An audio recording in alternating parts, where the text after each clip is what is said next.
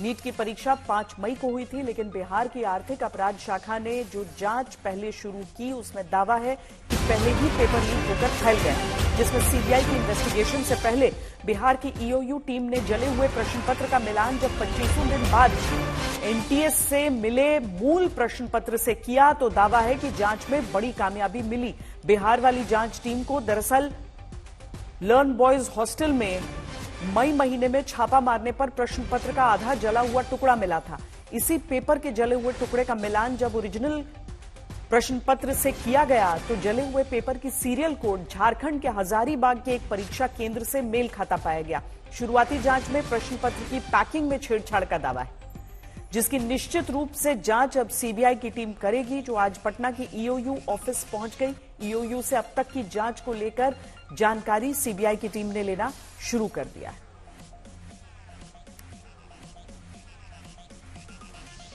NEET paper leak मामले की जांच अब सीबीआई कर रही है और अब तक जो जांच ईओयू यानी बिहार की आर्थिक अपराध यूनिट ने आगे बढ़ाई थी उसको सीबीआई टेक ओवर करने की प्रक्रिया में है। हम इस वक्त आपको दिखा रहे हैं पटना का ये सीबीआई ऑफिस है और इसके ठीक बगल में ईओयू यानी आर्थिक अपराध इकाई की जो इकाई का मुख्यालय है वो है और थोड़ी देर पहले एक सीबीआई की टीम यहां से निकली और आर्थिक अपराध इकाई के मुख्यालय पहुंची है और वहां पर इस वक्त ईओयू के अधिकारी और साथ ही साथ जो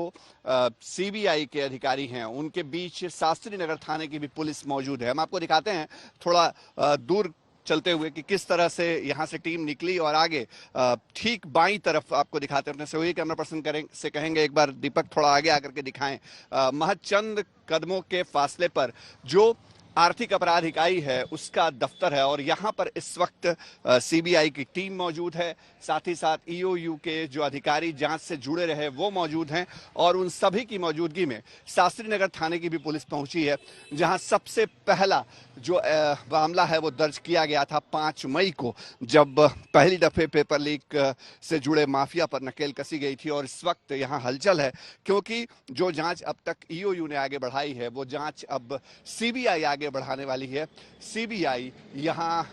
ईओयू की टीम से पूरी जानकारी ले रही है। सहयोगी कैमरा पर्सन दीपक कुमार के साथ शशि भूषण, आज तक पटना।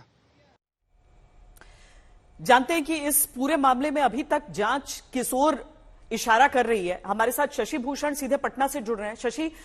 दरअसल एक तो सीबीआई हैंडओवर लेगी पूरे मामले का, दूसरा जो सभी लोग जानना चाहते हैं कि यह केवल एक लोकलाइज्ड पेपर लीक था या फिर यहां से आगे तक पहुंचा था। क्या जांच में इस बात के अलावा कि कहां से लीक हुआ पेपर, जिसका मिलान झारखंड के सेंटर से हुआ, क्या यह भी एजेंडा पर है प्रमुख तौर पर कि पता किया जाए कि यहां से आगे गया या नहीं और उसे किस तरीके से संभव किया जा सकता है?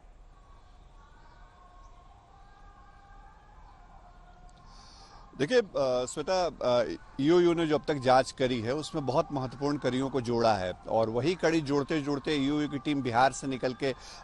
झारखंड के हजारीबाग तक पहुंची थी और उस स्कूल तक पहुंची जिस स्कूल के प्रिंसिपल ने आज तक से बातचीत में सफाई भी दी कि 7 लेयर की लॉकिंग होती है, उसको खोलना आसान नहीं है। और सबसे महत्वपूर्ण बात जो वहां से जानकारी सामने आई कि 7 लेयर में से 6 लेयर जो है वो टेम्पर्ड नहीं थे और सबसे जो अंतिम लेयर था 7वां लेयर, जिसके नीचे जो है वो ओएमआर सीट होती है, जो बुकलेट और जिसको आप क्वेश्चन पेपर आंसर पेपर जो भी कह लीजिए, वो